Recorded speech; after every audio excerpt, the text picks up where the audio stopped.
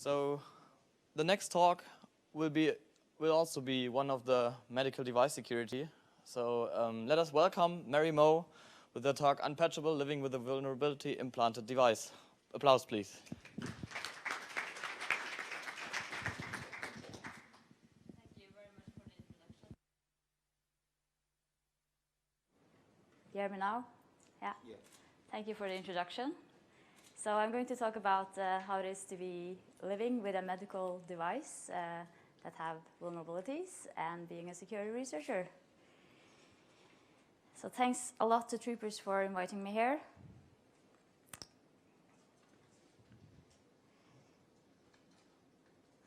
So I want to inspire you all by doing this talk because I want you to go back and do some research. I want you to start hacking medical devices to make them more secure, basically.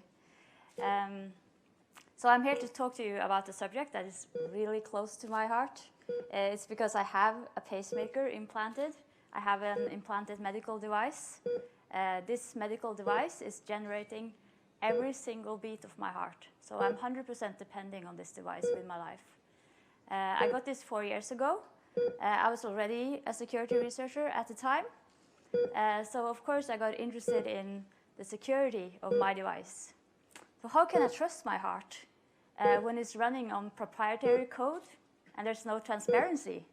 I couldn't get information about the security of my device. So that's why I started a hacking project to actually figure out how does my device work. Is it secure? Is it running secure protocols? Is it using crypto?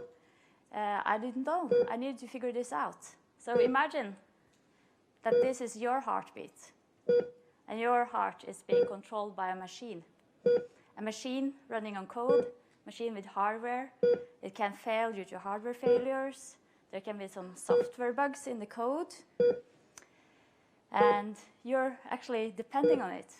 It can malfunction. And I have experienced how it feels to have your body controlled by a machine that is not working properly due to misconfiguration problems. So wouldn't you also like to know for sure and do some investigations to figure this out? Yeah, I see some of you are nodding. And hopefully without harming any lives in the process.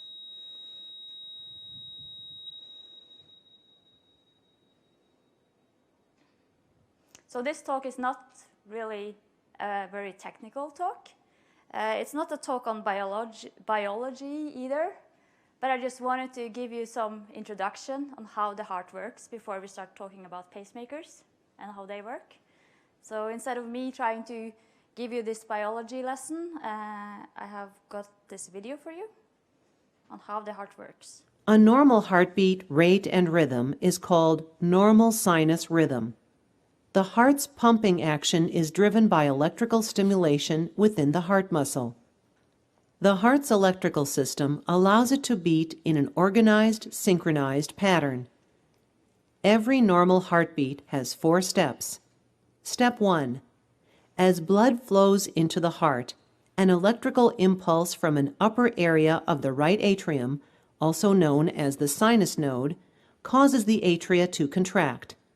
When the atria contract, they squeeze the blood into the ventricles. Step 3. There is a very short pause, only about a fraction of a second. And step 4. The ventricles contract, pumping the blood to the body. A heart normally beats between 60 to 100 times per minute. Electrical signals in your heart can become blocked or irregular, causing a disruption in your heart's normal rhythm. When the heart's rhythm is too fast, too slow, or out of order, an arrhythmia, also called a rhythm disorder, occurs. When your heart beats out of rhythm, it may not deliver enough blood to your body. Rhythm disorders can be caused by a number of factors, including disease, heredity, medications, or other factors.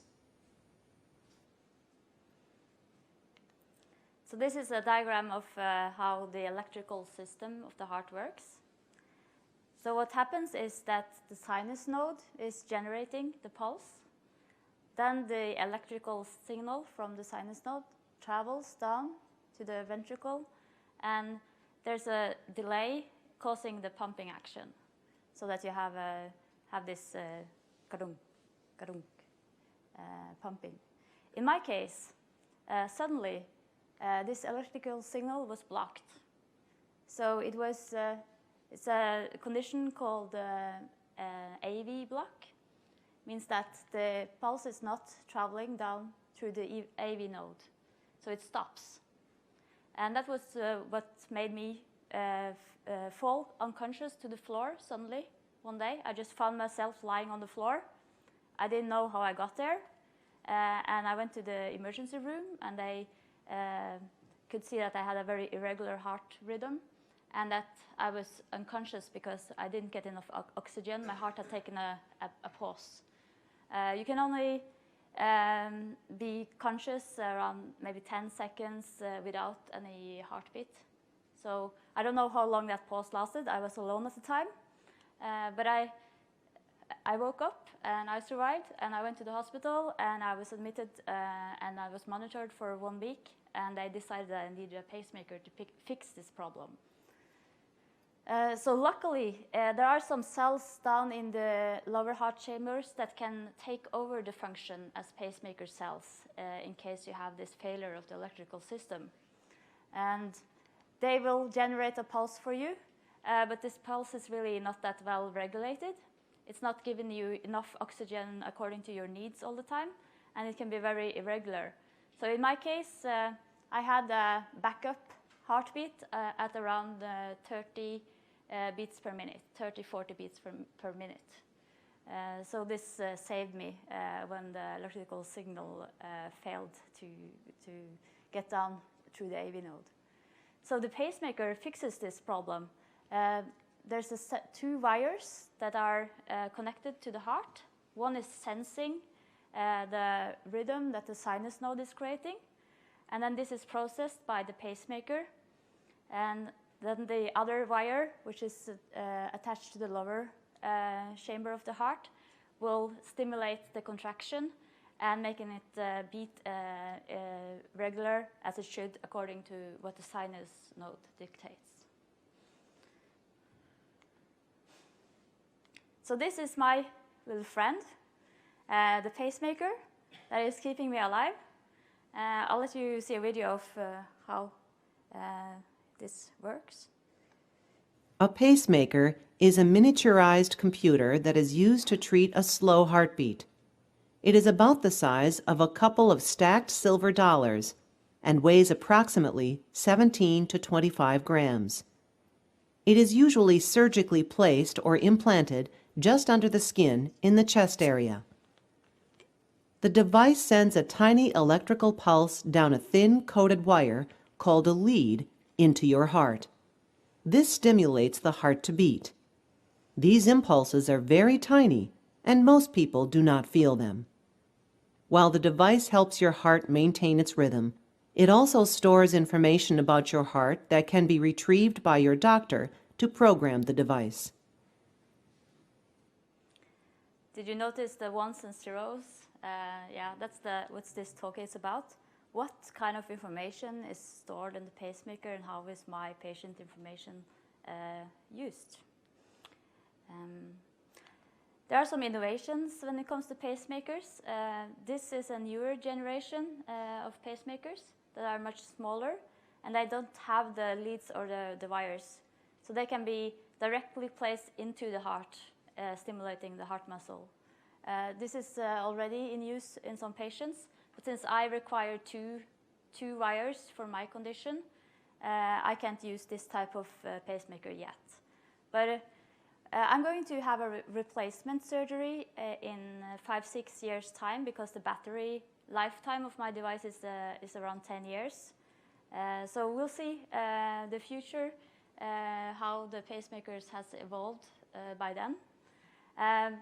But it's not that I want to be like an early adopter necessarily for new technology in this case.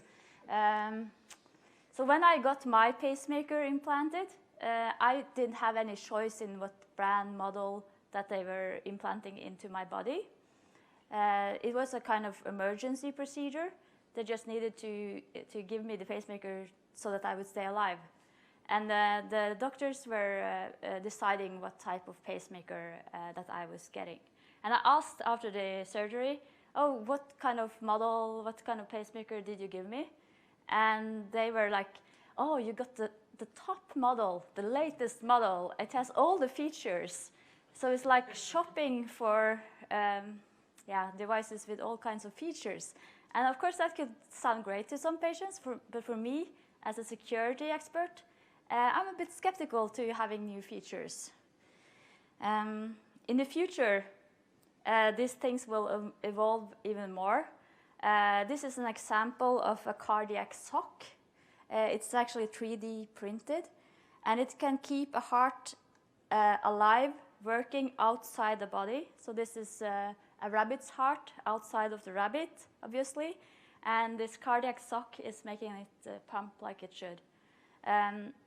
Sensors are coming, and I think that in this room, I don't know if there are other patients in this room, you don't have to raise your hand, that depend on medical devices or implants, but I'm sure that a lot of you will get sensors in some kind of way implanted in your bodies in the future, or you might already have like loved ones that have medical devices.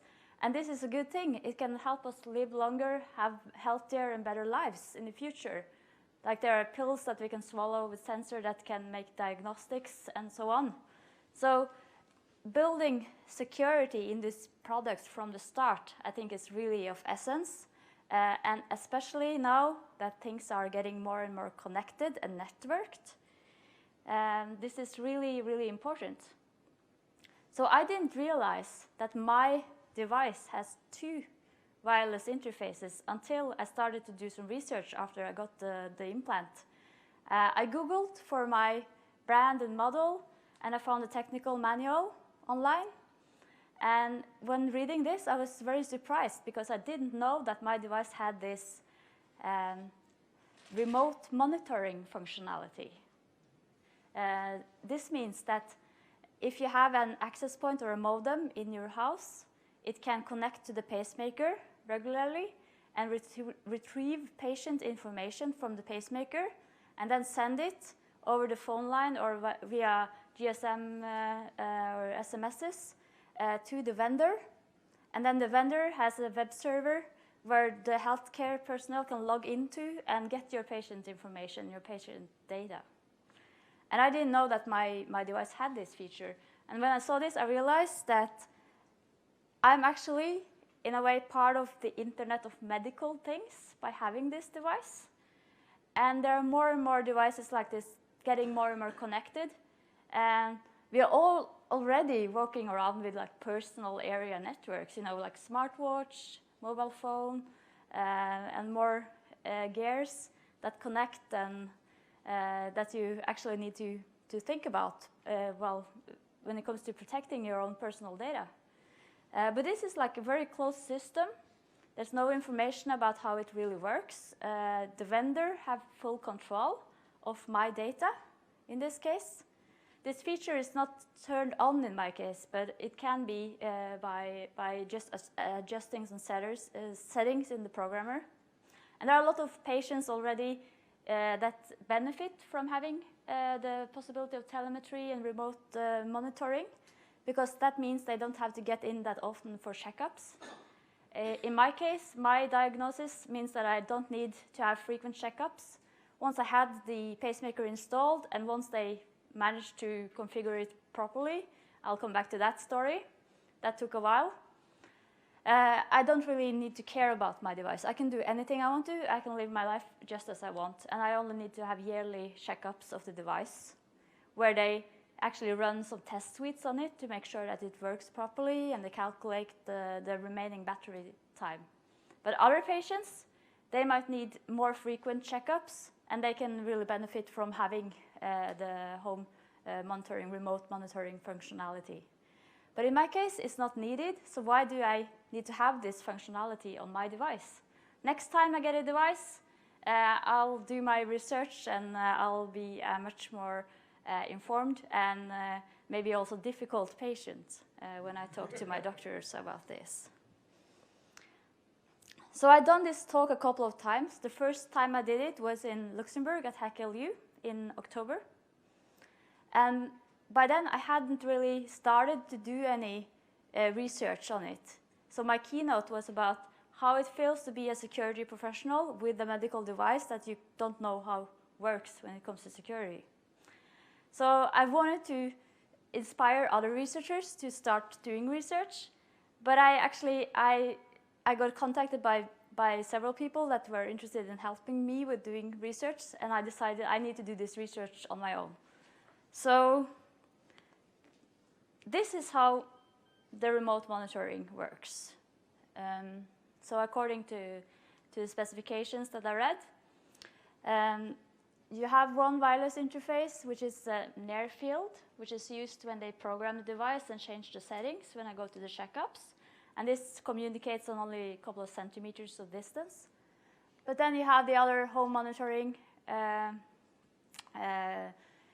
wireless interface, which is a special medical device implant communication service. It runs at 433 megahertz, and it can communicate to this access point. So what I did was I went on eBay, and I actually found a lot of these access points. They were not that expensive. I also found a programmer for my device, and I bought them on eBay. I think I spent around $1,000 or something buying some of this equipment. And then I have also some hackers helping me with performing this security research. For obvious reasons, we're still in the middle of doing that research, and we're going to do coordinated vulnerability disclosure with the vendor. So I can't disclose a lot of technical details at this stage. But it's a very interesting project, and we already got some results. One thing that was a bit amazing was when we got these devices from eBay. So this programmer, it actually came with patient information on it. So there's a decommissioning problem when they get rid of these devices. And they're easily obtainable. What's not so easily obtainable is the pacemaker. To get hold of used pacemakers is not that easy. So I used a couple of months just to get hold of pacemakers. But now we also have pacemakers, so I have like a complete test lab setup. So what I'm particularly interested in, of course, is this information that travels to the internet, patient information. How is it secured? Of course, also, I'm interested in this interface, but there has already been research, like Kevin Fu, who's sitting here, has been doing research on that, and we know that for some types of brands of pacemakers, this has been already hackable. So with connectivity comes vulnerability, and that is why I really want to do more research, and I want to make you interested in doing more research, because this is affecting people. So what are the potential threats? What could happen? What could possibly go wrong? Of course, the device could be vulnerable, and some devices are shown to have had vulnerabilities. The access point could be vulnerable, and the network could be compromised where this information is traveling. Of course, the vendor could get their servers compromised with all my data. And also this website where you can retrieve all the patient information. So there's a lot of things that can go wrong. And you can think about various scenarios of things that can go wrong and how this can impact people's lives in different ways. So I'm concerned about patient privacy issues, of course, in this. But there are other more like bad attacks that you can imagine. So I'm running on battery. I don't want this battery to be exhausted earlier than necessary, because that would mean I need to have a surgery to replace it, which is will give me some risks of complications, of course, even though it's a very simple procedure. I was in and out of surgery in 30 minutes. It was local anesthetics. I was wide awake while they did the surgery. I was one night in hospital, and then I was back home. I had 2 weeks of sick leave altogether from this episode. So it was an easy fix. The device can malfunction. But when you think about even worse, more like maybe James Bond or Homeland episode-inspired scenarios, you have had all these ransomware cases where hospital networks have been completely shut down due to ransomware. How about ransomware on medical devices? It's a really scary thought. And some people have actually predicted that this could be a potential scenario for the future. I hope not. Maybe for some very high-profile persons, it's more likely than for me. And then, of course, the remote assassination scenario. If it's possible to make these devices malfunction remotely, that would be like the worst-case scenario. Luckily, that's not been proven to be possible yet, even though you might have heard about it or seen some media discussing that. So I want you to think about personal infrastructure, personal critical infrastructure. That is what this pacemaker is to me. So your reliance on an infrastructure is inversely proportional to how invisible it is to you. So we all rely on our basic bodily functions, like we need oxygen, we need our hearts to stay alive. But do you really think about that? It just works, right?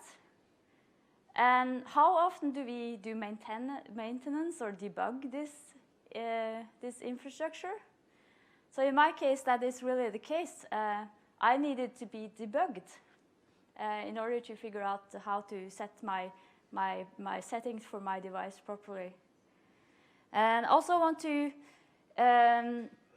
reflect a little bit on, so I really enjoyed the keynote talk yesterday. There are a lot of ethical aspects that we need to consider in doing this research. But this really spoke to me, that tech is not neutral, it's not value-free. The tech designers, the medical device manufacturers, the people that are writing the code for the medical devices, they are writing code that will become part of a person's critical infrastructure. Sometimes I picture the person writing code that is inside of me, inside of my body, sitting there doing the 9-to-5 job, creating this code. So I really need to trust this person. And what they do, they have a moral responsibility to create a safe and secure code and secure designed devices. So I want to tell you a story. These are the stairs that I felt were almost killing me. I don't know if you recognize these stairs, but they are from London Underground station at Covent Garden. So a couple of weeks after, I think it was only 4 weeks after the surgery, after I got my implant, I went to a course in London, a course on ethical hacking, together with some colleagues. I was working at NorCert at the time, the Norwegian Computer Emergency Response Team.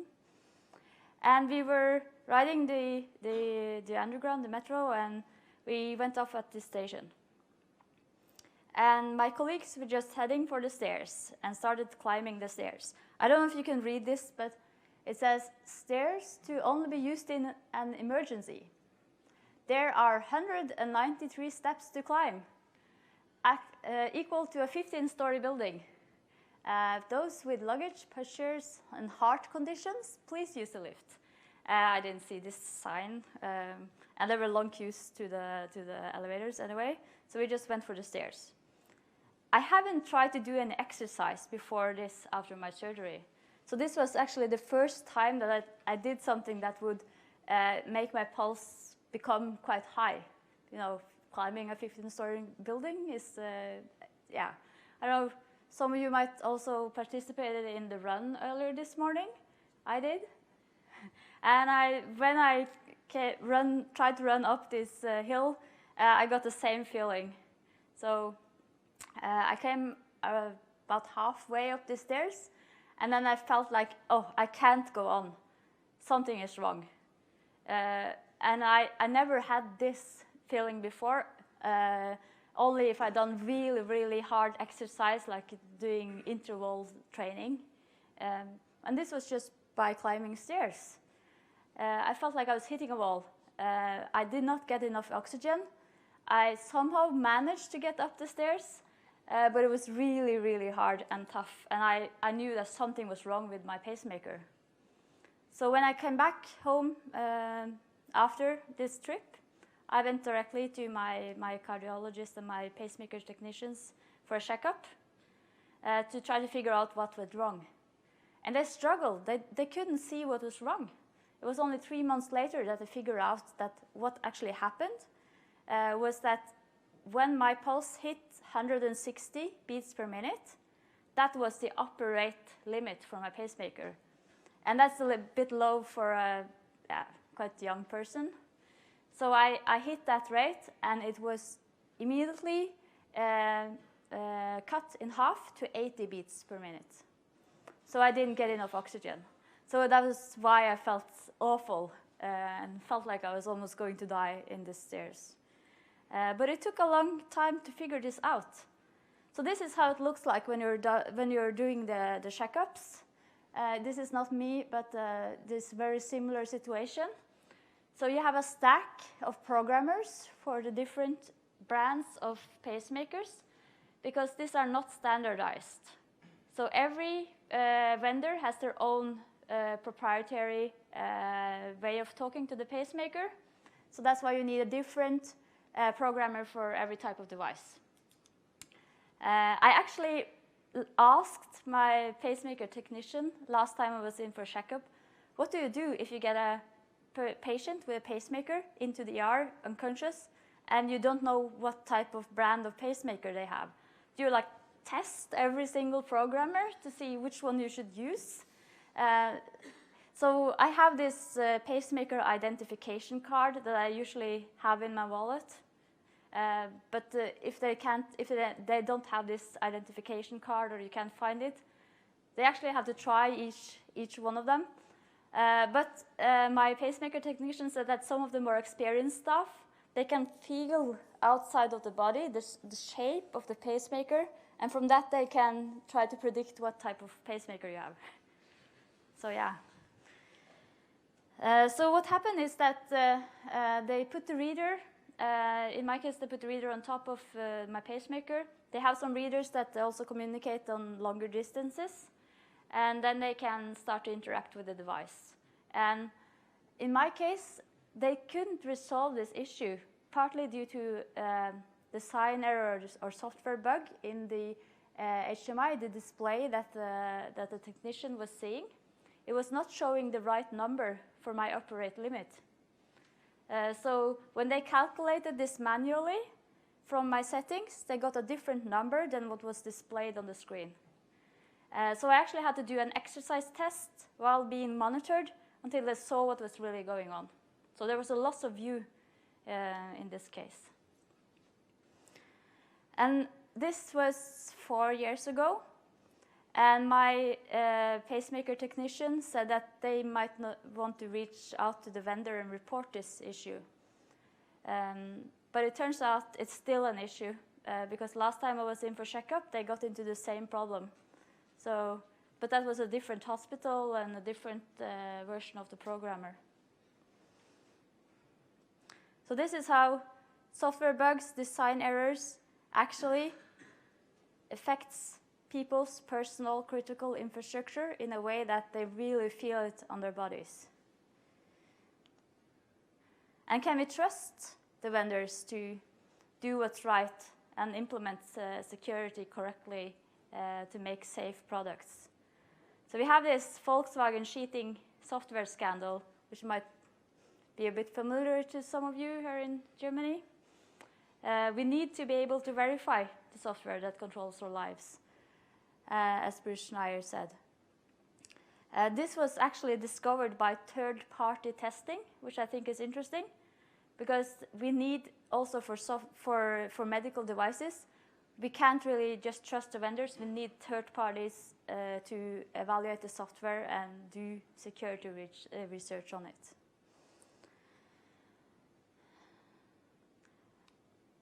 We need to make also the code more available to everyone. I want to see open source software in medical devices, and some people are working towards this, and there are also other patient advocates like me. I want to give a shout out to Hugo Campus for fighting to get access to his medical data generated by his own body. He also has it's not a pacemaker, but an implanted cardiac defibrillator, which is sort of similar.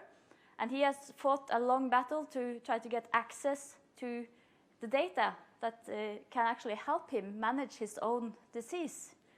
So he needed also to go to eBay and buy a programmer in order to interrogate his own device to get his data out so that he could correlate this with how he was feeling at the time.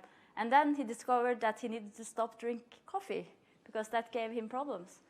But all this data is collected by the devices, it's sent to the vendors, and it's not given to the patients. The patients are completely out of the loop. And also, Karen Sandler, she also has an ICD implanted, and she's an advocate for open, free software. And she wanted also to see the code before she decided to have a device inside her own body because of a medical problem.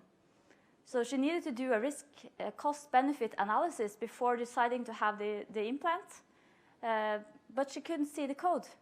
And she also tried to reach out to the vendors and get the code, and she couldn't get access to it.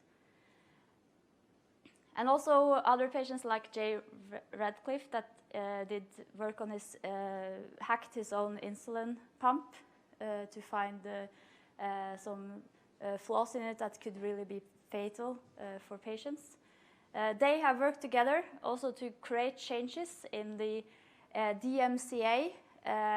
So we have got DMCA exemptions, so you're no longer violating copyright laws from October next year if you're doing security research on medical devices. And that's really a great victory, and I want to really give a big thanks to those fellow patients that stood up and fought this battle and won. And I want to see more, I hope to see more research because of this. So we need transparency. We also need informed consent. So when you're getting an implanted device with wireless communication, you should know about this as a patient before you accept it. You need to know the risks in order to make the cost-benefit analysis for yourself. For me, the benefit, of course, outweighs the risk because I probably wouldn't be here if I didn't have this device. And also patching is a bit challenging in this world. I named my talk Unpatchable originally because I was unsure if I could be patched.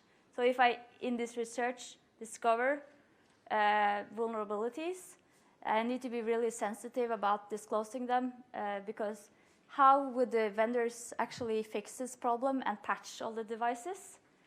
I didn't know how this patching of medical devices worked until we started to do the research. So we looked into the programmer, and we saw that the programmer contained firmware for the pacemakers. So it means that the way that they update pacemaker firmware is at the checkups. So when I go into a checkup and they connect me to the programmer, it could start the firmware update without informing me as a patient, maybe without the knowledge of with the pacemaker technician. So the vendor will come into the hospital, plug in a USB to the programmer, and give it its software updates and the firmware updates for the pacemakers via the programmer. So this needs to be more transparent and needs to be also involving all the stakeholders, not only be closed by the vendor. And also access to my own data is something that is of importance if I want to trust this device. It's hard to trust some of these vendors. Trust can be broken, as this example shows. So Guidant, who's now known as Boston Scientific, it was a real scandal. Actually, patients were killed due to malfunction of pacemakers or implanted cardiac defibrillators. They had this hardware failure problem, made the devices short circuit, and one 21-year-old guy was actually killed because his device didn't give him the shock that he needed, and he went into cardiac arrest. Summed up, 13 patients were actually killed due to this. The problem here is that the vendor didn't report this to the FDA, the Food and Drug Administration in the US, as they should have. They tried to keep this secret and hiding this from the patients, from the cardiologists. This was in 2005 that doctors reported this problem because of this 21-year-old dying. And it was only after that Guidant or Boston Scientific had to admit that there was a problem with their product, and the FDA issued a recall. And the recall in this case meant that you had to actually do surgery on people to fix the problem. And as you see, they got this quite big fine. But how do you calculate the cost of 13 people's lives? I want to mention previous work on pacemaker security and medical device security. And we have Kevin Fu in the audience here today, so thank you for starting this, pioneering the field with your paper from 2008, showing that you can actually man in the middle the radio communication to the pacemakers, change the settings, make them administer shocks in case it's an implanted cardiac defibrillator, or just stop giving the treatment to patients. What's good about this attack scenario is that you really need to be really close up in order to do it with your special software radio device. So you need to sort of attack me in a room and get really close to me with a specialized device in order to kill me, and might kill me in more easy ways than that if you're in the same room. Barnaby Jack, who sadly passed away 1 week before his talk that was due at Black Hat in 2013. He had done a similar type of attack research, but he had extended the range of this so that in this case you only needed to be in the same room, like 15 meters away from the patient. And he had created a device that could scan a room and get the serial numbers from pacemakers in the room, and then hijack the communication with those pacemakers. And this research has not really been followed up from other groups, but I see that now they're more focused on medical device research, and I think that we will see more research on this in the future. Then you have problems with hard-coded credentials in medical devices, like Scott Irwin and some other guys. They actually also put up medical device honeypots to see, are there people trying to specifically target and attack medical devices? Or is it just random malware that affects these things because they are running on outdated operating systems, not being patched, and so on? So for instance, this programmer that I'm looking at that is communicating with my device is running XP embedded. And there's a lot of other the medical devices out there that run outdated OSs and that have software that don't get patched at all. So they get infected by all kinds of malware because hospital networks are not always that well secured, unfortunately.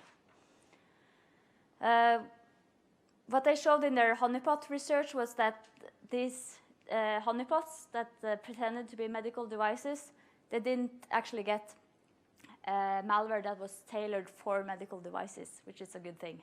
But they got all kinds of other types of malware. And then we have the work of Bill Rios and other researchers on drug infusion pumps, which I think was a big step forward, because this actually made the FDA issue the first ever. It was almost like a recall or an advisory against using products due to cybersecurity problems. And this is the first time that they did this, and it's also the first time or a very rare example of recall that was not due to people getting killed, because no one, as far as I know, were hurt or killed by this drug infusion pump research. So it's like preemptive hacking, and that's great. Hacking can save lives. So this is the example. This is the recall from the FDA on this Hospira drug infusion pumps that were really, really insecure and could potentially create patient harm, but no patients were harmed. And usually when the FDA issues recalls, it's because 100 people died because of side effect of this drug. So this is, I think, is a good example of how our research hacking can help save lives.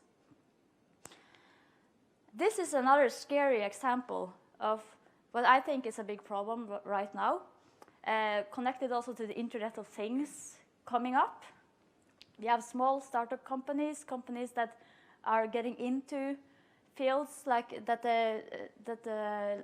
like medical devices and medical data field that are handling patient information, and they don't necessarily focus on security. So this is a post on the Amazon Web Services discussion forum. If you can't read it, I'll read it for you. It says, "Sorry, I couldn't get through in any other way. We are a monitoring company, and we are monitoring hundreds of cardiac patients at home. We were unable to see their ECG signals since the 21st of April. Could you please contact us?" So they are relying on some cloud service thing to see the cardiac monitoring signals from 100 patients. And they don't have any redundancy or some contingency plans or whatever, what to do in the case this service isn't up 100% of the time. So what are you doing with my data? I don't want to have companies controlling my data in this way. So why have we come into this situation? So there's a problem with legacy technology. And of course, when my implant lasts 10 years, and I don't know how many years it takes for the producer to get this on the market, maybe that also takes 10 years, you will have outdated technology because of the long lifetime of the devices. And in some cases, you don't have proper ways of updating the software either. So this will get outdated. Also, there's no security testing or monitoring once these devices are put in use. I don't have any personal area intrusion detection system on me. Hospitals also often don't monitor their network traffic going to medical devices. They have proprietary software. There are black boxes. We don't know how they work. Security testing is done by the manufacturer, but it's not necessarily done by third parties. And the FDA is not mandating this. They are only giving recommendations on how to secure their products in aftermarket and pre-market. Of course, that's a big step forward. And I have had good dialogue with the FDA. They actually invited me to be a panelist in Washington, D.C. Earlier this year. So they want to get the patients and the security researchers and the medical device manufacturers in the same room, like they did in that workshop, and that was great. So They have started to work on this, but it takes a very long time to get up to date on the current state of the art. And we get more connectivity coming in. We can't avoid it. Everything is getting more connected. And there's a lack of regulations on this connectivity. Internet of Things, that's like a wild west. And this opens up for increased attack surfaces, which I worry about. But how should we actually solve this? As I've said several times, we need more security research. That means we also need to have more information sharing and collaboration between the different stakeholders in that. And I'm part of I Am the Cavalry group, which is working towards trying to get better at that. And also vendors, they need to be forced to be more aware. They might need to be more heavily regulated than they are today. Procurement, that is also something you could actually teach the people that purchase these devices what to think about when it comes to security, so that they can then again ask the vendors to add security to the products. Because I think that's the problem today, that these features are not really asked about. When I started questioning security of my device, talking to my doctors and my pacemaker technician, they never even thought about the thing that it's running code and it can have vulnerabilities. And then we have security risk monitoring. As I mentioned, security updates is a problem in some of these devices. And it's all up to the vendor. So in some cases, the vendor has direct access to the holes in the firewall into the hospital networks to do their maintenance and their updates of the products. And the hospital don't have any control of this. And also, incident response for medical devices. Is that something that you have heard about or working on? We need that. Cyber insurance could also actually help the situation. So if it gets really expensive for the hospital to pay all the fines they get because they're constantly losing patient information due to hacking and data leakages, they might be forced to care more about security. So in the end, we want resilience. We want systems that can tolerate to be attacked or that things can go wrong, but they still will function. And I mentioned I Am the Cavalry. A couple of months ago, we released the Hippocratic Oath for Connected Medical Devices that you can take a look at. These are 5 points. It's a quite high level. It's not very technical, but it's a way of starting to change things, to care about security in connected medical devices. Cyber safety by design, better third-party collaboration, evidence capture. So if I just drop dead on the floor right now, I would like to have a forensic examination of my device. Today, the manufacturer might take the device in and maybe do some tests on it, but I would like a third party to do that investigation. So I want to have educated medical device forensic investigators in the future. Also resilience and containment. We don't want failures to cause more failures. We want to be resilient against failures. And also we need to have a system of ecosystem of having the possibility of updating these devices. So these are some of the research that I want you to maybe go back and start focusing on. Open source medical devices is something that I would like to see more of. Medical device cryptography could be its own field. There are some special restrictions on some of these devices. And as I mentioned, personal area network monitoring. That could be something for the future when we're all going around with our personal area networks and can be vulnerable for different failures and attacks. Jamming protection and forensics evidence capture. So I want to end this talk on a positive note. So for me, the device has actually saved my life. I can live my life exactly as I did before. I can even go running up the hill like I did this morning. And here I'm finishing a half marathon last year. So I'm running with the device and it's working perfectly. So for me, having the device, of course, the benefit outweighs the risks. But there's always a risk involved when you're doing a surgery. So everyone should be informed and have the information they need in order to decide for themselves, of course, by discussing with their healthcare personnel if they really want to have connected medical devices inside their bodies. And I want to give thanks and shout out to some people that has helped me with this research. And I see Aaron is in the back of the room. So he's one of the guys helping me with my pacemaker hacking project. And I have and also Tony and Gunnar, they are helping me with this project. And all of these guys have somehow contributed to my research and helped me along the way. And also thank you for coming here and listening to the talk.